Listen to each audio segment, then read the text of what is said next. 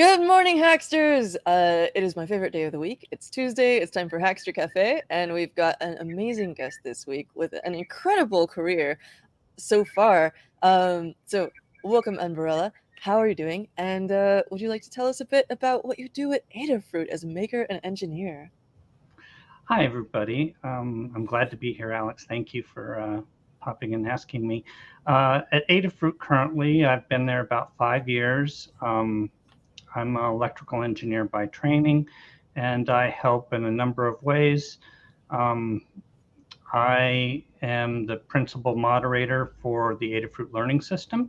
There's 2,500, 26, not around there, about 2,500 guides that are free and open source and available for everyone to take inspiration from. Yep, there you can also. That's a new feature, is putting up your Ooh. own guide or who you are page. Yeah, those are all my guides. I've written 60 some guides myself. That's how I started Dang! with Adafruit back in 2013. I just informally doing guides mostly on the Adafruit trinket. So as I much. didn't know you could put your own OS on this. That's so exciting. Oh, there's tons of stuff. I would hope everyone could browse and find something they really get excited about. Um, I'm also doing the Python on Microcontrollers newsletter. I'm on the Circuit Python team, and we um, are trying to build a very user-friendly open source version of Python that can run on like hundreds of microcontrollers. Um, and that's really exciting too. And I do a lot of writing and just whatever comes to mind. Adafruit, you might think some companies are huge. Adafruit's rather a small company, 100 and a few people. So yeah, there we go. There's all the newsletters. They're on adafruitdaily.com. If you'd like to read them, you can subscribe, and you'll get each one in your email box. There's a link just if you scroll a little higher. There, Ah, yes. yeah, and I one get just, a few of these. yeah. There's some really great ones. They're rather popular. The Python one we just crossed 10,400 subscribers. So Ooh. I can see why. Oh, I've got to get on this one. I think I subscribe to like the wearables and cosplay one and the 3D printing. They're not always every day. So people who are afraid of uh, inbox stuff, you don't have to worry. It's actually very, very manageable. But I've got to sign up for the Python one. This is exciting. well, it's every week. It's there's absolutely zero spam on Adafruit Daily. It's disconnected from the Adafruit commercial site. No spam, easy to leave, and none of your data is sold or otherwise given to anybody. So it's a very community-friendly way of getting info. Very excellent. And so one of the guides that you were talking about before is this new one that you've recently put out, which is, oh, I'm not on the front page. Here we go. Is this, everyone's gotten very inspired by this project. It's a floppy thumb drive. So it's a floppy, but it's not really a floppy. Is it floppy at all? Regular floppy. It's floppy shaped. I mean, Yeah. of course, I've being a PC aficionado, I have a lot of floppies. I did not get rid of them, and it's almost the same shape. Now, what we decided to do is use an Adafruit PyPortal, which is a board with an integrated display, and that's been out for a while. Yep. And there's plenty in stock because the chip shortage is easing, which is wonderful. Nice. I almost tried to get the PyPortal stuffed into a zip disk, but it's a little bigger than a zip disk, but not quite as thick. So the cheating part is, if I turn this, you can see it's like 5/8 of an inch thick, or Mhm. a little over a centimeter. But the Ruiz brothers, who work at Adafruit, they are 3D marvels, and Mm. they designed this beautiful case. And we put the PyPortal in, and yes, it's a thumb drive. And when you load up the software from the guide, it shows you all the files on the disk. on the display, and you That's so can cool. use the scroll button to scroll back and forth to see which files are on there. And And just real quick, we've had the Ruiz brothers on Café before. Oh, mm, that's, very meta, but, you can check out that link. I'll put it in the description. All the stuff that we're gonna talk about, a lot of these things will go into the description as links. But I interrupted you. oh, you're fine. Um, I was about to say that we've started to extend this with some of the things that are upcoming in CircuitPython. One thing that I've had Ooh. on my list for a very long time is animated GIF playing on Mm. microcontrollers and displays. And it's not easy. Microcontrollers just aren't super powerful, and the displays can be kind of slow, but we've gotten that working. Since I have this program on, I don't have that program on, but I've been able to debug some of the code not working and some of the frame rates.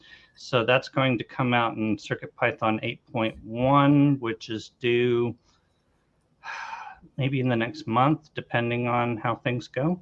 Cool. Um, but everybody liked, I put like max headroom and lots of memes on here, and it's kind of cool that they play on something that looks like a floppy disk. I think this would be amazing as, like, a greeting card to send to somebody. It reminds me of these, old the video greeting cards that, they got a bunch of them at Noisebridge one time, and it's just incredible how they can, like, fit that into a card now, but Mhm. it's such a cute little package! Have you thought about other applications for this? Like, I'm seeing as, like, a holiday ornament or something as well. All Oh, kinds of stuff sure. would I be cool. mean, one could put any kind of, well, when we get the animated GIF thing, you just pick the one you Mhm. want and do it, and it will just continually play. Um, it does have the PyPortal has a Wi-Fi coprocessor, so you could write your own code to send it different things to play, so it wouldn't just play one over and over. But there's a lot of storage, so one could download quite a bit of content if they wanted to. It could be a decent con badge or Oh, yeah. yeah, I mean, a floppy disk one rather than just the plain circuit board that everybody's been doing these days. I mean, there are quite a few applications that people just say, floppy disk is so recognizable to many. And okay, there are a few people that this is the save icon. This isn't a floppy disk. It's the save icon in their software. Mm, so Awesome. I'm having fun with it. I have to note that it also matches your earrings. Oh, thank you. Yes, I love my floppy earrings I got off of Etsy a while back. Um, I'm just a old computer enthusiast, you might Love say. it. Yeah, let's talk a little bit about that. So you restore IBM computers, vintage IBM computers? Yes, I've worked with IBM computers, let's just say for a very long time now. I kept a lot of my materials and as I upgraded and everything, but I also have bought some on eBay and that type of thing or Craigslist. And oftentimes computers from the 80s and 90s are not running very well, if at all. Um, but I've got the knowledge over the years on how to get them running again. Plus, the internet is beautiful and some of the more obscure things. So, I've been working on things like IBM PC XT AT, and only in the last week I went and bought some. There we go. IBM PS2 computers, which succeeded the PC line, and they're a lot harder to work on. They IBM went very proprietary, so they use microchannel and lots of parts that were not easy to get. So I've had challenges in trying to get those going, but for me it's a lot of fun. It's a puzzle that I get to work on and try to solve. When you have one that you've, restored or you're getting ready to restore one or in the process, what are you most excited about, to do when they're, working again? Well, actually, to get them working again is kind of Is it about the the journey? main thing. But um, there's a term that's used in the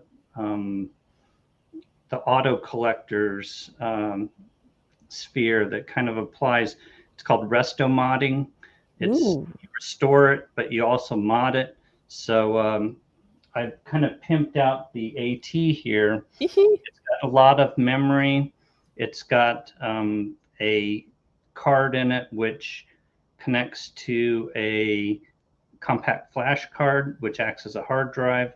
So I don't have to rely on the original hard drive, which actually came and it was dead.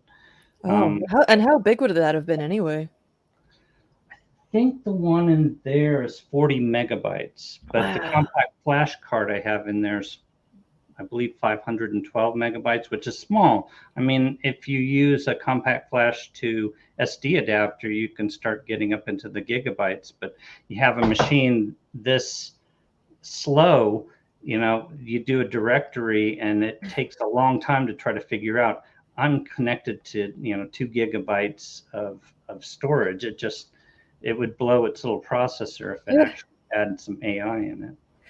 When you're restoring them, are you mostly using original hardware? You talked about obviously modding, but also like I know, for example, people make for Amigas, there's people who make new PCBs that go into these and help with restoring them. Is there stuff like that?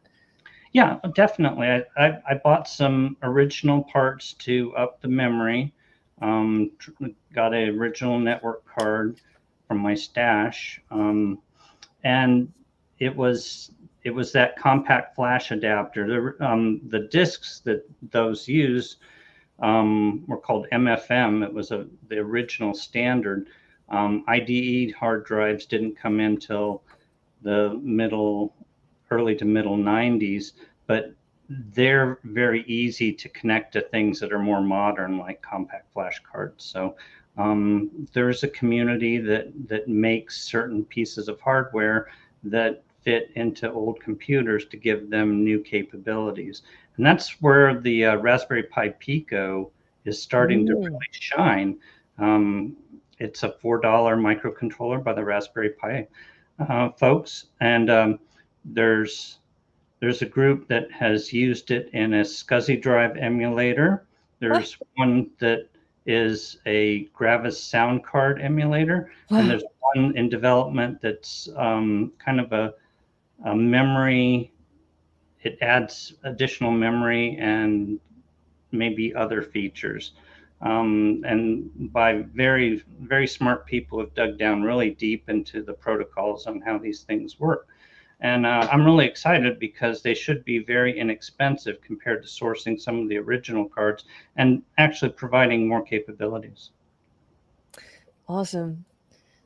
So going back to the Adafruit learning system, I'm curious, we're all about documentation at Hackster. It's about sharing your Okay. projects and very similar in mission. And of course, we have a set of sort of guidelines for what makes a really good project. And as the moderator of the, or curator, what would you call yourself? Well, Of whatever. I tend the flock. Cool. So, what guidelines would you give people, like suggestions for making the best possible project write-up? Well, unlike Hackster.io, where a lot of people can just bring their projects and document them and present them, the projects in the learning system have to be green lighted by Adafruit management. So if they see something they want to be a guide, they either have the employees do it if it's internal, or they green light folks in the community to write something um, on that. And there's a guide that I wrote as how to write good guides. So kind of a Ah, type thing. So they can go and look at that. And the format of guides is fairly standardized. I mean, one can write a guide about nearly anything, but kind of the hierarchy of the overview page and the pages that go in between and how to use things is somewhat set. So and then I'm here for advice and providing all that interface layer if somebody's struggling or anything, then I can help them. These are so amazing. I just saw this animatronic pulsing heart. This is incredible. That is so cool. Oh wait, this is by somebody else. Yes, I don't know. Well, Yeah. you know Well, what? Sometimes I think it pulls up guides also if there's collaborators, and I believe I was a collaborator on that guide as far as the code. that happens to me as well sometimes. Also, like when I try to look up my own articles, it's like you can see everything, and I'm like, but I don't want to. It burns in a good way. Um, so I have to ask. We've got, of course, social links for you down in the description below. Everybody go over and follow. But you've got a very iconic group of people up here and uniforms. Do you have a favorite trek? Well, Strange New Worlds is kind of like my favorite new Ooh. track right now. It's just it harkens back to the old one, but it has all of the visuals and excitement that New Trek has, and I like that. I like the character of Number One as a very strong senior officer. I sent off and got one of the um, dress uniforms that Oh, she would wear. So if I was to go to a con, I might wear that. If you go back a little more, I like Voyager quite a bit and Deep Space Nine. I want to get an Admiral Janeway outfit also because I think I've got the gray hair and everything to maybe do that justice. So, yeah, I've been a Star Trek fan for a very long time. Although, in the dichotomy, I love Star Wars too. I've been there from the start on that also. I was wondering if on your restored computers, if you ever run, for example, the ASCII Star Wars. The ASCII Star Trek. Oh wait, is it Trek? Wait, Yeah. maybe there's both. Well, it's interesting that back when I was in high school, um, I'd go to the university and run programs, and the students would sometimes leave their passwords so I could log into the HP 3000 computer there, and I would play the Star Wars. Now I'm doing the Star Trek game that was first played on mainframes, and Wow. it was ported down to the smaller computers as they got more. I got to Whitman College, and they had an HP 3000, and that was the predominant game there. So we played it a lot, and they thought it was taking up too much CPU cycles, so they password locked all the copies. And then I started writing a password hacking program. Before it finished, I socially engineered what the password was, and then I got in trouble for it. And it was, one of those things. I feel like that's a great way that lots of nerds learn, though, is by sort of trying to get our hands on more of the sci-fi that we love. Are there any other series that you like or would recommend? Oh, I'm a Babylon 5 Ooh. too. So, um, no, you know, Dune. I'm waiting for the new Dune movie, for example. Love that. Oh, me too. So, anything space and sci-fi and intrigue and just plain fun. So speaking of space, you actually interned at JPL and were part of the Artemis 1 launch as part of NASA Social. Mhm. Can you tell us a bit about that? Sure.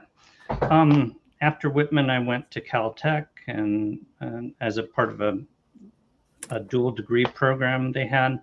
And my senior year at Tech, I got a job at JPL doing electronics for synthetic aperture radar processing. So I was working with PCs and microprocessing systems, and it was great fun there. They did offer me a job, but at the time I just couldn't get in my head that I wanted to stay in Southern California. It might have been a mistake, but we'll see.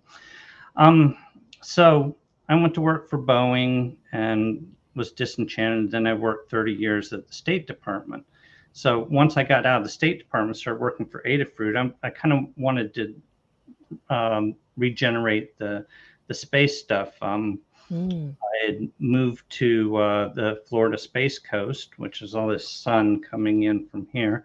Mm. And we get to see all the launches just from our porch, our back That is porch. so cool. Just go into the air. But my wife works at Kennedy Space Center, and sometimes we get passes to go see the launches up close. And I applied as part of the NASA Social program, where anybody can apply, especially people who have social media presence, um, to have a program where they talk about whatever the systems are that they're featuring, and then watch a launch. That is And so so, cool. yeah, there I am. That's the rollout of Artemis 1 that I went. We had one of those passes, and it was spectacular to actually see a rocket to go to the moon. Now that's NASA Social. There's the famous countdown timer in the Oh, background. yeah. But a lot of those launches, yeah, there you go. They're maybe late at night, early in the morning. We have to come early to view them.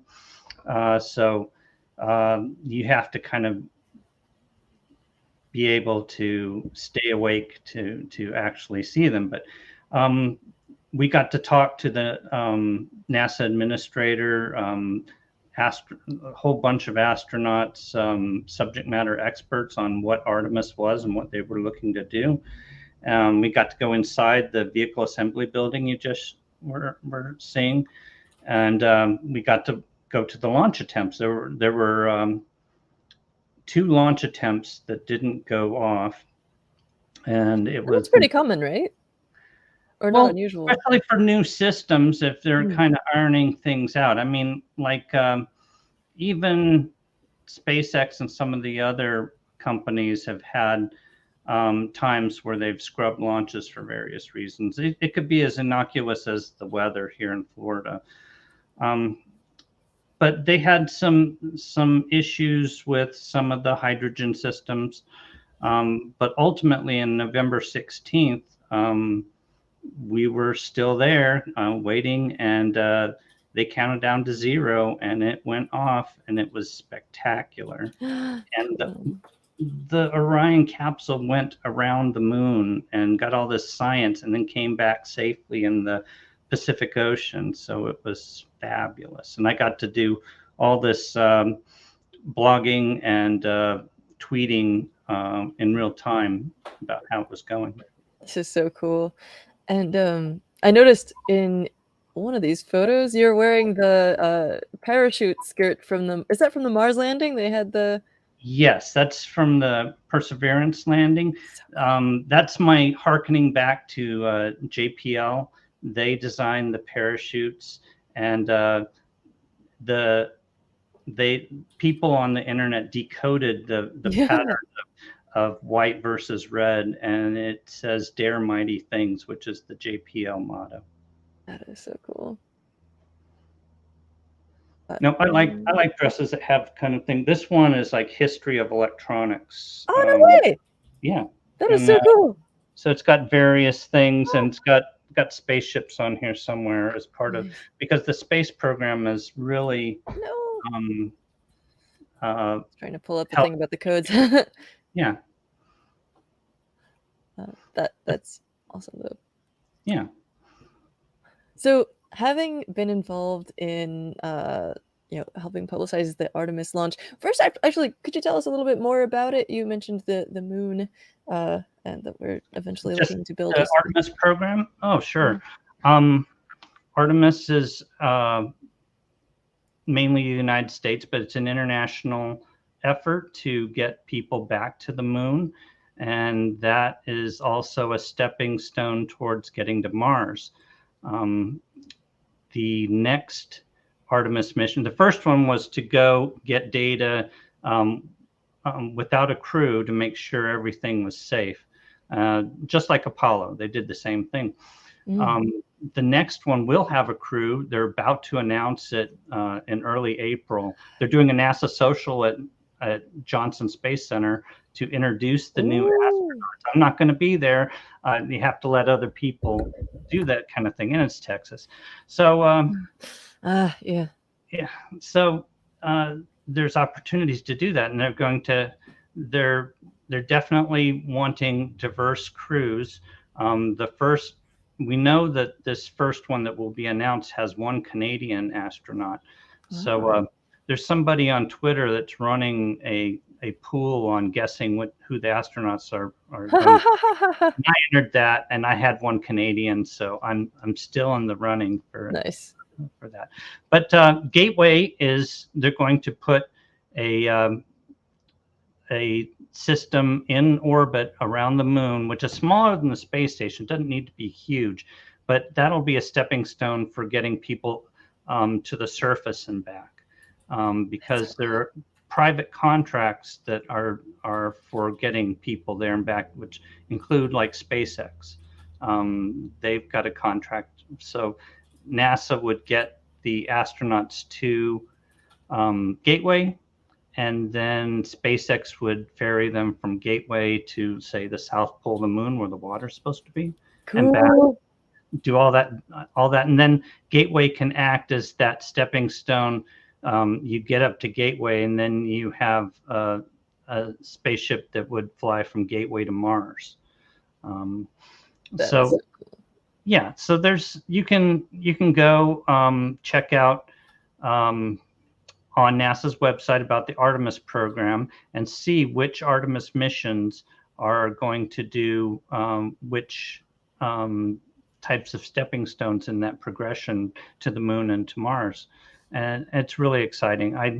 I've always loved space. I've loved the missions and the shuttle program. And this is just the next great thing. And it doesn't interfere. There's no contest between say SpaceX and the Artemis program, for example, because they're actually working together That's so to cool. accomplish these missions to go out further. So, if you could pick one place to go and just, obviously be guaranteed survival and stuff, and maybe a good time and a comfy couch and some snacks, where would you go in the universe? Oh, I'd love to check out Europa. It's just Woo! such a mystery. I mean, I'm a fan of Isaac Asimov's 2010, especially kind of like the movie version. I've read the books, but Hmm. that they premise that there's life down there, and I'm not necessarily thinking there's life, but there's a lot of interesting things compared to, say, Mercury, which seems to be a very hot rock, there's Yeah. nothing really for us to go to. But there seems to be a lot of neat things like an ocean and volcanic activity and all kinds of things where we could use that to really do some neat stuff. I remember being in school and they taught us about how on Europa they thought there was an ocean because there are cracks in the ice on the surface and how that indicated liquid underneath. And for like a solid couple of months, I think I was telling people that I was from Europa. That kind of a nerd. Yeah, we all cool aliens. um, are you excited about any specific upcoming space tech? There's so much going on with like construction, biosupport, propulsion, water processing from the moon, all kinds of different stuff. Well, I get to see some of the stuff that's at Kennedy, and it really Ooh. excites me. But I mean, there's also the fact that so many companies are getting into this space. I Hmm. mean, Relativity Space was looking at launching their latest one. Right. There's one tonight. Let me check it real quick. It's called Terran. I think that's the Relativity one. Yeah, Terran is the Relativity. Terran's going to launch at 10 o'clock tonight. Yes, thank you. The 3D printed rocket. 3D printed. How cool is that? That you could actually print a rocket and the motor casings, and I forget what the percentage is. I think it's like 80% is 3D printed. I mean, it blows your mind that you could do that so inexpensively, and and that could actually transfer if you get the right materials to doing it elsewhere. It doesn't have to be on Earth. You can maybe 3D print it on the moon, and then Oh, you wouldn't yes. have to do all of that um, lifting of it out of the Earth's gravity well. So, I've got my fingers and toes crossed for this one to that it goes without a hitch. They had some I saw them give a talk last year, and they had some interesting stuff as well about what the 3D printing enables. Like, you can use less material, you can design more efficiently burning engines. It looks really, like, cyborgy in there, and it's just because they can do weird science to it to make it burn more efficiently and stuff. It's so cool. Well, I think again, I'm not in the thick of it. I'm just watching, but that say somebody figures out that there's a tweak or a change they can do to it to make it better. You can do that with the 3D printed version so easily compared to going to a traditional manufacturer and say, okay, the stainless steel casing, I need you to, change the shape and keep the same types of properties. And they'll go, well, okay, we're talking about a $10 million change or something. But with 3D printing, it's like nearly nothing. I mean, Yeah. you do a little Downloading. engineering, and then you tell the printer to execute that, and it's done. I gotta look up and see if they've got any 3D printed, like, STLs or something I can download and print. That'd be super cool. Okay. I love going on to the 3D printing sites. They have all kinds of spacecraft, both real ones, the space launch system that Artemis uses. Ooh! Yeah, little squishy, or the fictional ones. If you want a Star Trek ship or a Star Wars ship, whatever you like, you Mm. can have that on your printer within minutes. And so we've got one in the other room here. We've been doing some stuff towards Eurorack Oh, yeah. that Amy's doing. So it's fun. I wonder if there's gonna be a space rack for modular synthesizers in space. Hey, I think Amy quotes, there was a Hitchhiker's Guide to the Galaxy. There was a band that actually was so loud they set up on one planet to play to the other planet because the dBs were so, I don't know. So, yes, space music would be way cool. Do you have a favorite 3D printing site to go to, or do you just kind of, like, go on Google and see what's where? I kind of see what's where. It strongly depends on what I'm looking for, but the new Prusa printable site is something I've been keeping an eye on because they've been building up things, and Mm. what I really feel that the open sourceness of 3D printing should be maintained. I mean, Adafruit is a very open source company. Um, Hackster is providing all kinds of cool stuff. That the 3D printing companies should never try to put up roadblocks to all this content that's usually been provided for free Mhm. uh, to let other people make these things.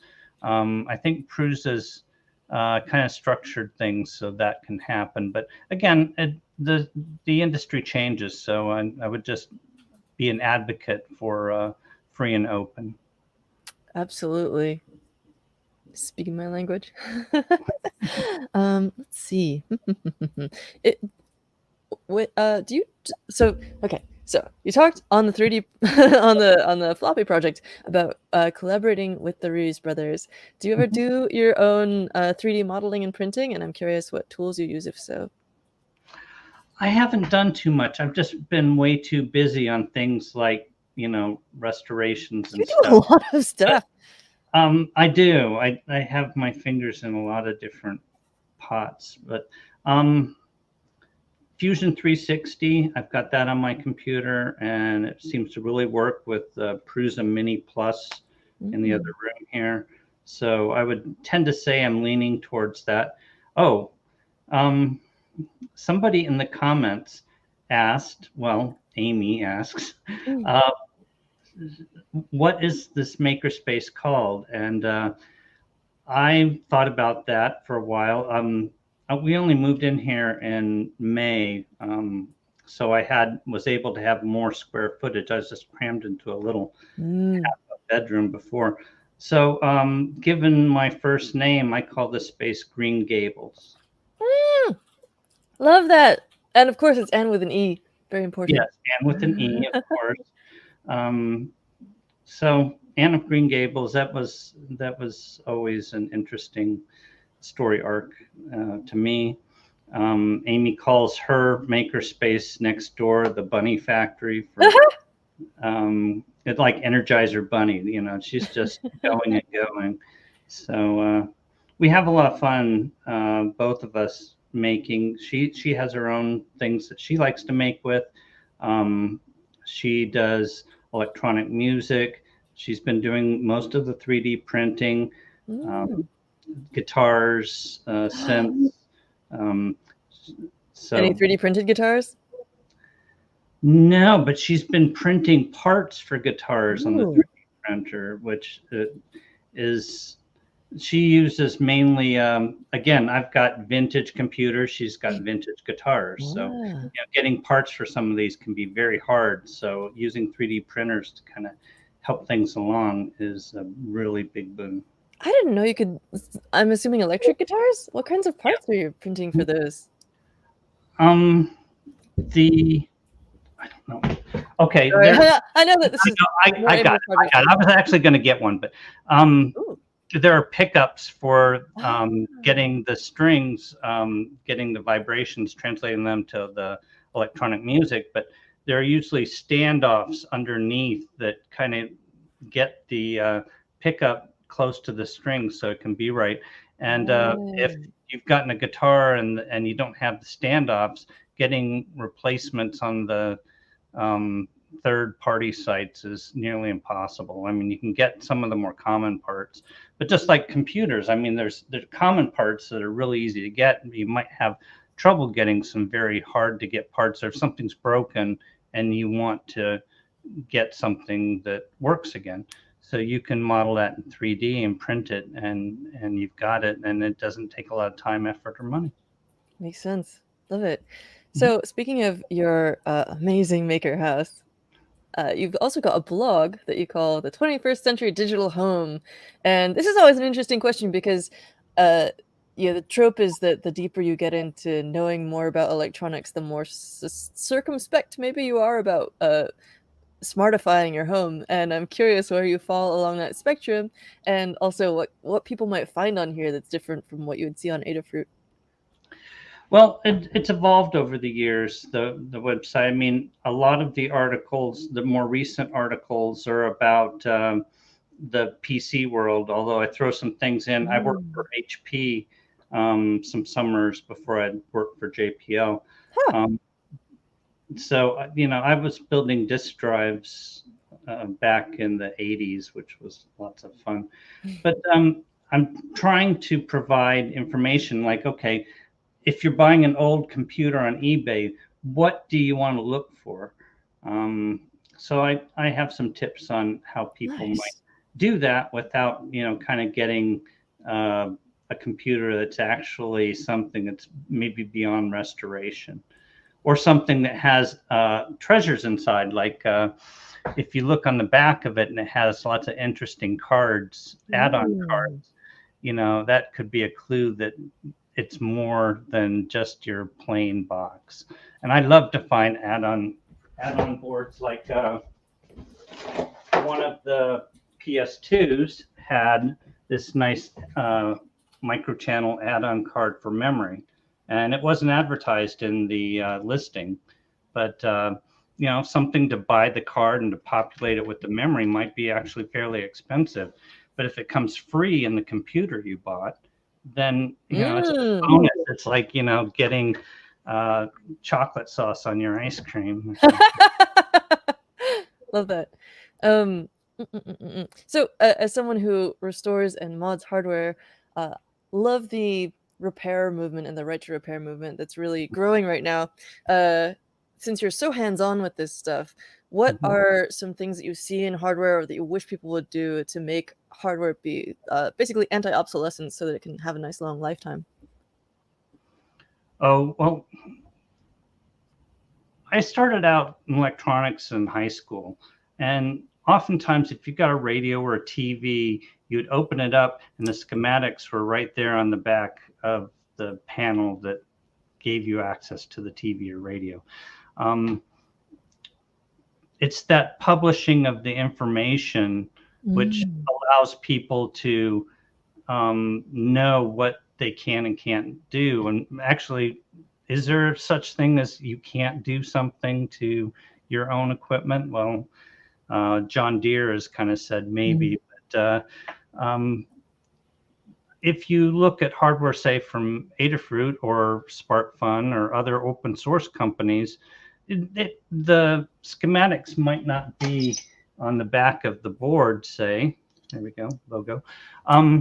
But you can go to their website and say, there's the software, there's the schematic, there's the board print for the say you cracked your board and need a new one made. Well, it's not exactly easy now, but say if you really needed to replace one of these and Adafruit stopped making them, you can with the information that's provided. You can take the software and recreate it or tweak it. It's all there. So I would hope that would translate into other sectors of things in our lives. I mean, for example, we were talking 3D printing. Mm. It would be really nice. Some companies actually do is to put the CAD drawings of their products or parts of their products online. So if Mhm. you broke the handle on your toaster, then you might think about throwing it out or putting some Play-Doh on it so you can kind of push it down and up again.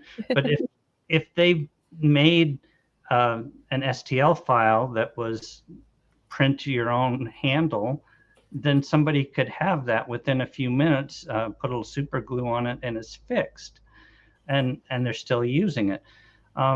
There's so the thing to buy more products as products break is good maybe for the companies, but it's also good business to say, okay, well, if you break a handle or something, you can make your own and it extends the life. And it's like, oh, I like that toaster and I'm going to buy that brand again. You can get the same loyalty. Some companies just don't see it. Mm. And there's such a huge community as well for independent modders and people just being like, my thing broke. I made a thing to fix it. Now you can too. Love this. Yeah, love Thingiverse is another great site. Adafruit puts a lot of their stuff up there. Besides on the learning system, they put a lot of stuff on the social media sites that. Oh, look at that. Oh, there you go. Yeah. So, say you want a case for an Adafruit product. I'm sure the Ruiz brothers have probably thought about that, and as part of their work have either collected cases that other people have made or designed cases and printed them. And then again, all the files are there so you can mod it. Say you want a case that looks different or something or has an extra addition. You have the files. You can do it rather than just make the exact product that they made. Now this one actually reminds me of your inspiration for the floppy disk project because you were inspired by someone else's Yes, I will. art I will. concept. Yes. So Ooh. this is the concept that Lamore and Phil saw. It's that there's a person. She goes by NanoRaptor on Twitter. Her name's hope I'm pronouncing this right. Dana Sibera. And thank you. Perfect. Their designs are fabulous. I mean, that a floppy with a display or a thumb drive with a little floppy drive inside it or a Nintendo cart that allows you to access Amazon. I mean, she is very, very creative. And I freely admit that we took the floppy design. Yeah, it's kind of like in my article, I talk about, Lamore put me onto this. There's this kind of alt design thing that's going on where people imagine there was this different decade within the 1900s called 1980 with A0. Excuse me. And there's all this alternate design where you see it in like Loki and various things, that technology that could have existed but didn't quite exist, or maybe had gone a little bit different way. So I took this concept, which Dana had done, and again, I started out with the thought to do it into a floppy shape, and the Ruiz brothers actualized that shape while I was working on the software to make the display useful and show the files like she had done. I have to point out, given that, okay, so your bad data earrings are amazing, and they're from a site called Hello Void, which is also run by someone called Mary Safro, who also did an amazing. Do you know about the comic? No, I don't think so. Yes. Okay. So it's very relevant to this topic because it's called Drugs and Wires. Don't freak out. Anyone in the audience, cover your ears if you're a child, whatever. Um, and it is exactly that kind of thing. So there's like Nokia phones, but there's also like cyberpunk implants and this sort of neural tech that allows people to share these, I guess, VR experiences slash dream kind of things, and it's an amazing comic and I very much recommend it. And since you're already a fan of the earrings, I think you would enjoy it greatly. But also a similar kind of idea where you're right, it's absolutely a sort of a movement right now where people are like, what if retro tech but also simultaneously future, and it's so cool. Well, It's like a future version of steampunk, isn't it? Like same yeah, idea. no, it could be kind of like a steampunk 2.0, like 100 years after steampunk. What do you have? What if things had gone a certain way? And I never really thought of it until you actually brought it up, but it may stick with me, is that I was talking about resto modding, taking the computers, fixing them up, but also kind of pumping them up with some new technology so they can access a lot of memory or access the internet or whatever. And it's like, well, that could be kind of steampunky too. That what if IBM computers had kept the same kind of vibe, but also evolved into some of the capabilities we have today. Love it. We must be the retro future we wish to see in the world. There you go. I like Let's that. see. Let's talk about tools. So, what are your favorite tools to work with for anything that you do? Horrible question. But also, what would you love to, like, in a blue sky scenario, if you could get any tool for your workshop, what would you go for? Well, I love my soldering iron there. There we go. What's your favorite? And it's one of the analog ones. Hacko's now got the digital ones, and Amy's got one. And it's like, I don't know how to use that. I just turn my knob and do that. But say like replacing the batteries on these computers, sometimes they're soldered in and leaking and gross, and I can get in there and take care of them. So soldering iron for an electrical engineer is like the but also I love things like precision pliers and cutters and that type of thing to be able to dig into stuff. I lived, when I was with the State Department, the last place I lived was Frankfurt, and I did that for 3 years. And, the German tool market is just something to slobber all over. Oh. It's the precision pliers and cutters, and I love those. I got some in my toolbox here. What would I want? I backed a Kickstarter several years ago. It was kind of like a reflow hot plate, but they kind of went bust and they never got it between that and maybe a heat gun, something that I can Hmm, kind of heat things up and melt solder that the soldering iron may not be so good at doing. makes sense. Yeah. Isn't there a lot of recapping in reviving computers Mhm. and electronics?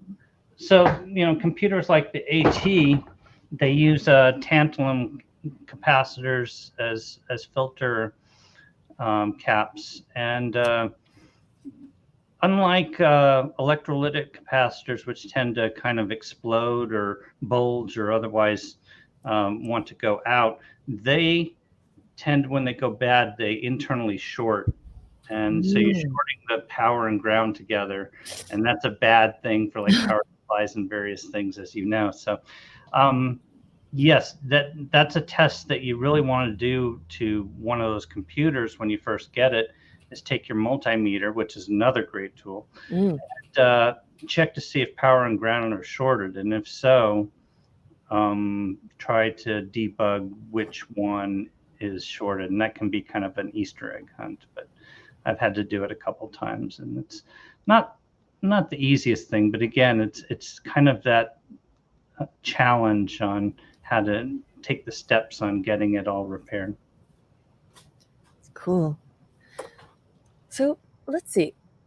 We're coming close to the end here, but I want to make sure that we talk about your books. You have multiple books that you've published through Make, Yeah. besides being involved in the maker fairs and stuff. Oh, first up, we have a a comment if you want to work with Oh, precision stuff, dental tools.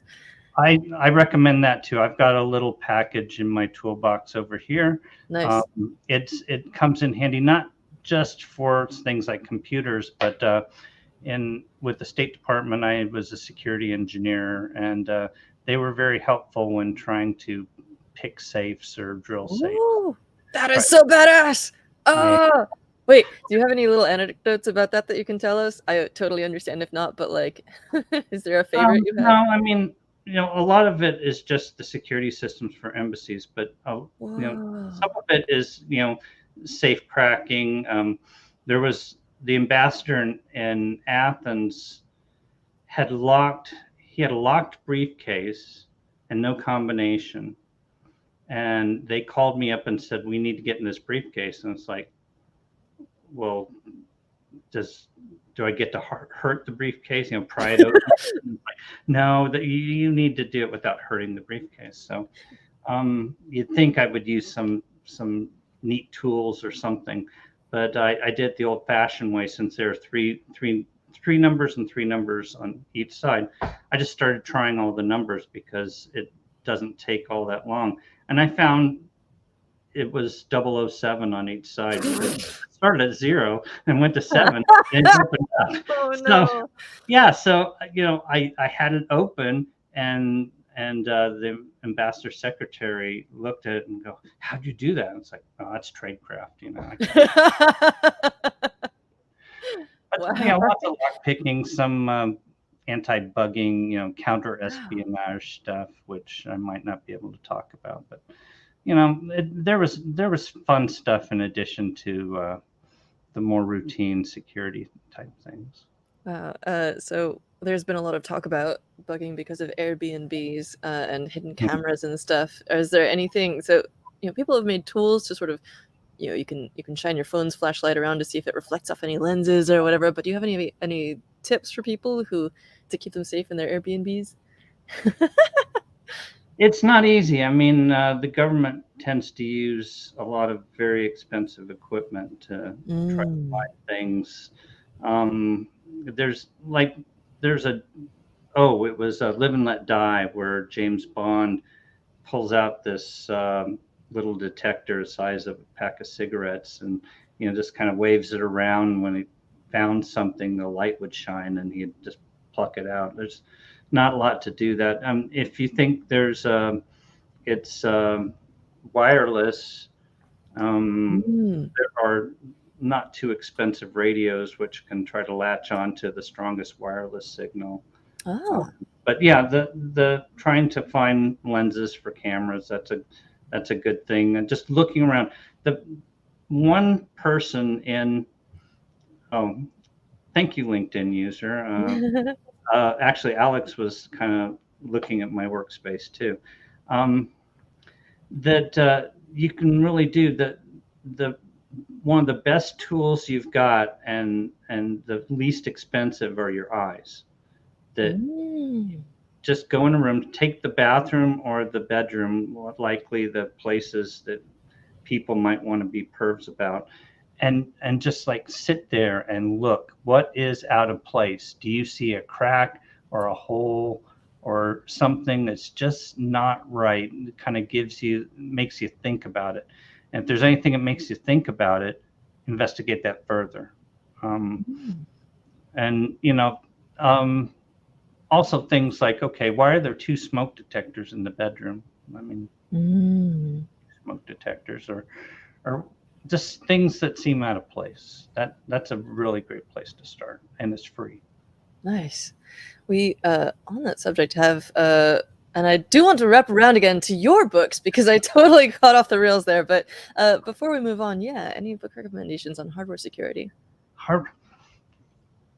Well, at Adafruit, we do a lot of Internet of Things work, and the S in IoT stands for security, which doesn't exist usually. No, there's a lot of really good companies that have actually looked at putting security into Internet of Things. I believe Particles there, and have done some really good things. On general hardware security, I'm not exactly sure. There are some books. A lot of the chip manufacturers do have um, chips that you can buy that allow for um, more secure communications and stuff. I know Microchip has some that Adafruit carries, like one of them. So there are ways of doing it. It's just like, say, the average hobbyist. If I have a little board like this with a display and a microprocessor, microcontroller on the back, you're not really looking to do a project with a lot of security into it. So you might not see it as much in the projects like on the learning system or Hackster.io. But definitely, I think there are some books which allow engineers to focus more on that. I just haven't seen any ones recently that I can recommend. But you were talking about my books. I mean, Yes. I originally started out writing one that on the Trinket because I was doing a lot of projects with the Trinket for Adafruit. Mm. Now, the Trinket is not a very commonly used processor anymore. A lot of neat hardware has come along since 10 years, in the last 10 years. So I did write another one. It came out the last time we were in the same area, Adafruit Circuit Playground Express. Um, this is this can do a lot of different things, but it's oftentimes used as a learning board because it has all kinds of sensors and lights on the board itself. You don't have to add them necessarily, and you can do quite a few projects. And there's multiple ways of coding it. Say you into you're beginning and you want to do block level languages. Um, you can do like make code or other ones like that. It definitely supports Circuit Python um, and several other different the learning sites, code.com, and I don't know, several others. But yeah, that's the book. Adafruit only has a couple in stock, but that don't worry, you can get it from all the major booksellers. It's in there. You can Um, also get it with a couple of kits, which is pretty cool. the kits actually allow you to do some of the projects in the book, Nice. but you can get a lot out of it without having to buy any hardware. I There was a book by Tom Igo, one of the Arduino founders. It's called Making Things Talk, and that was the one that Ooh. I found in I don't know. I was getting into hardware, and I found this book, and it would just kind of blew my mind. I was carrying it around for a couple weeks, yeah, um, because I'd never seen a book talk about using microcontrollers and hardware and sensors to kind of move everything together. Now, back in those days, a lot of the sensors, you had to add them on. Whereas, say, like the Circuit Playground Express, it has an accelerometer, a light sensor, a temperature sensor, has a lot of them built in, so you don't have to buy extra. But if you do buy extra, you can just clip on alligator clips to the pads, and then you don't have to do any soldering, which is really helpful. And a lot of the latest Adafruit and SparkFun equipment have SparkFun calls theirs quick connectors. Adafruit calls Oh it yeah. QT. They're the same thing, and you can just kind of plug together your circuit without having to do any soldering, wires, anything. Yeah, so you just use these little cables and interconnect the circuit boards, and it's a lovely way of doing things, especially for classrooms. Very cool. I didn't actually realize I was showing all this, but the Circuit Playground Express is absolutely one of the ones that I recommend for beginners. So much stuff packed into this, and really easy to get started with. Like you mentioned, you can use makecode.com. The Microsoft one, you can use block coding, Python, JavaScript, all kinds Arduino. of stuff. Arduino, yeah. Yeah. So good. Oh, let's see. I think we're about at time. We have some hellos from Ukraine, from Iran. Hello, folks. So Hi, exciting. everybody. And another tip from Runar on how to find cameras, set your... Oh, definitely. Infrared, if you've got a capability. Electronics give off heat most of the time. And if you see a hot spot somewhere, that's suspicious. That's part of that sets off your thinking that something's not quite right. And it just could be that, there's a junction in the wall where the wires meet, but maybe not. Plus, cameras tend to have like infrared modes so they can see in the dark, but the light is invisible to our eyes, but cameras can see it. So if you have an infrared, a night vision camera, you can... I'll tell you that oftentimes, if say you're looking with your smartphone, that even if your smartphone isn't sent, it doesn't say, well, it also does infrared. You can still see infrared lights. It still has some capability in the visible spectrum. So if you're kind of looking around with your camera on your phone, and doesn't have that capability, you can still maybe see something that's wrong if it's shining some light. Yeah. All right. So we've covered your books. Very exciting. Your new floppy disk project with the icons on it showing the contents of the drive. Beautiful. Everyone, you can check out the links in the description below. I'll be updating that. So we've got your Twitter, LinkedIn, 21st Century Digital Home blog with lots of stuff about restoring IBM PCs, Adafruit guides, Python for microcontrollers, newsletter. Be sure to go on there. I didn't know Adafruit had a profile on Thingiverse, but that's very exciting.